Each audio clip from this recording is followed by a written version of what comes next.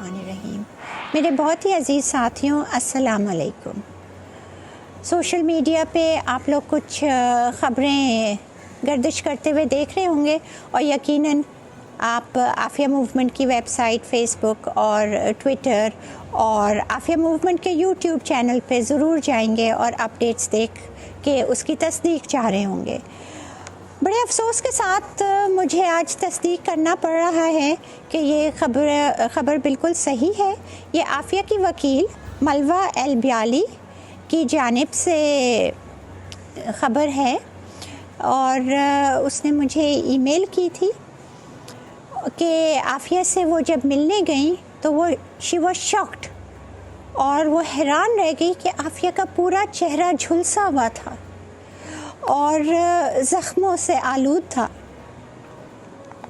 और बताया ये गया कि एक और कैदी जो बहुत पहले से आफिया को हरासा कर रही थी और इस हरासा करने का उस कैदी की आफिया ने, और वो बार बार धमकियां देती थी आफिया को, और आफिया ने इसका काउंसिल जनरल से कई मर्तबा कहा कि प्लीज़ मुझे इससे तहफ़्फ़ुज़ दिलाएं। और मरवा को भी पिछले विज़िट में कहा था जिसके उस पे उसने काउंसिल जनरल से बात भी की थी। बहरहाल किसी ने कुछ नहीं किया और आखिरकार वही हुआ जिसका अंदेशा था और वो बहुत बुरी तरह ज़ख्मी थी।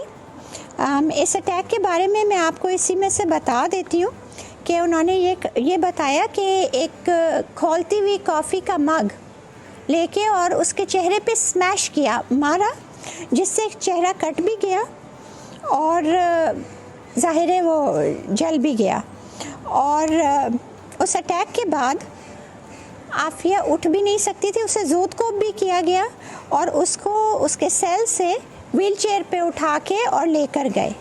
उस अटैक के बाद से आफिया को सॉलिटरी कन्फाइनमेंट में ज़बरदस्ती डाल दिया। लेकिन जिस तरह गोलियां आफिया पे चलाई और आफिया को ज़ख्मी किया था और 86 साल की सज़ा भी उसी को दे दी, इसी तरह जिसने मारा उसे तो नहीं बल्कि आफिया को बंद कर दिया।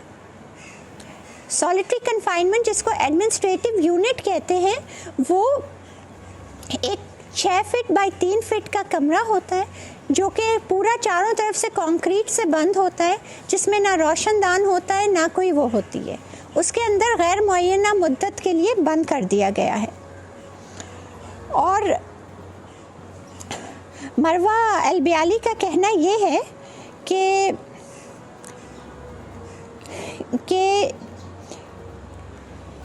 जब वो बेहद परेशान है कि ये सॉलिटरी कन्फाइनमेंट आफिया के लिए मज़ीद कितनी नुकसानदेह होगी।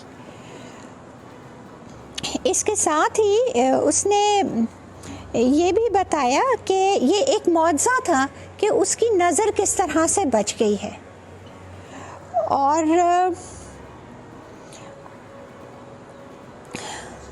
और उसने ये भी बताया कि वो एक ऑरेंज जंपसूट में थी और उसने ये कहा कि आफिया से वो फ़ोन पे रब्ता करने की उसके बाद से कोशिश कर रही है और अभी तक कोई रब्ता या मुलाकात नहीं हो सकी है।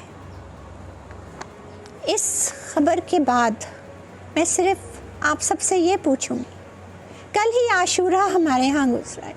हम इमाम आली मकाम हज़रत इमाम हुसैन रज़ी अल्लाह अन्हु की तारीख़ को याद कर रहे थे। उनकी शहादत पे आप दीदा थे। उनके भी क्या अल्फाज थे कि अफसोस उन जालिमों पे नहीं बल्कि उन पे जो खामोश रहे, कि खामोशी भी उतना ही बड़ा जुल्म है। इतने दिन से वो जुल्म सह रही है बेगुनाह, कब तक खामोश रहेंगे? मैं आपसे अपील करती हूँ कि खुदारा आप लोग प्लीज़ उठिए, आप लोग प्लीज़ खड़े होइए, आप लोग प्लीज़ मेरी आवाज़ में अपनी आवाज़ मिलाइए, आप लोग हमारे हुक्मरानों को जगाइए। क्या ये उनका फ़र्ज़ नहीं बनता कि वो अपने सिटीज़न की, आफिया पाकिस्तानी सिटीज़न है, वो पाकिस्तान की खिदमत करने के लिए गई थी, वो पाकिस्तान की खिदमत के लिए वापस आई, वो पाकिस्तान के नौजवानों को एक नई जिंदगी देने के लिए आई थी, मगर इन 2% के चंद लोगों ने, जिनको ये बर्दाश्त नहीं था कि पाकिस्तान के नौजवान खुद मुख्तार हो सकें और आज़ाद हो सकें, सही मायनों में ज़हनी शिकंजों से आज़ाद हो जाएं।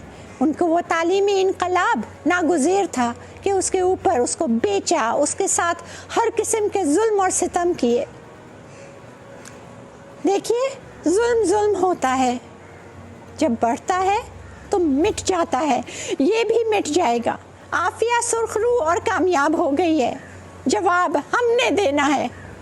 हम कहाँ जाएंगे? क्या हम जालिमों के साथ जहन्नुम के बदतरीन दर्जे में हम अपना गड्ढा खोद रहे हैं, या हम आफिया के साथ जन्नत के बागों में अपने महल तैयार कर रहे हैं?